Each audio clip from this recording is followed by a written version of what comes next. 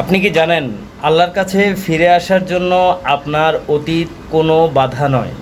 আপনি যত বড় গুনাই করে থাকেন না কেন, যতবার নামাজ ছেড়ে দেওয়া থাকেন না কেন, যতবার ভুল পথে গিয়ে থাকেন, ফিরে আসার দরজা এখনও খোলা।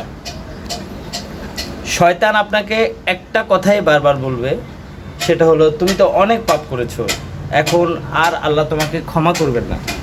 কিন্তু এটা শয়তানের সবচেয়ে ভয়ঙ্কর প্রতারণাগুলোর মধ্যে একটি।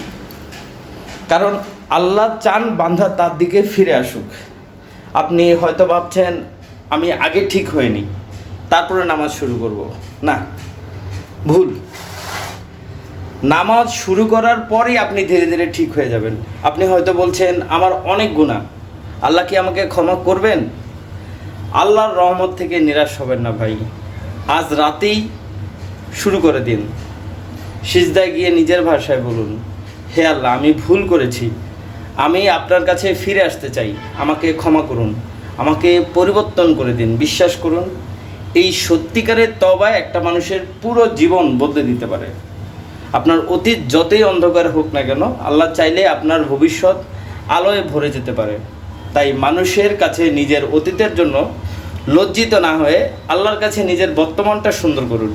কারণ আপনি জানেন না আপনার জীবনের শেষ দিনটা কবে। আজই ফিরে আসুন, আগামীকাল হয়তো সুযোগ নাও থাকতে পারে। আল্লাহ আমাদের সবাইকে খাঁটি তওবা করার এবং সঠিক পথে থাকার তৌফিক দান করুন। আমিন।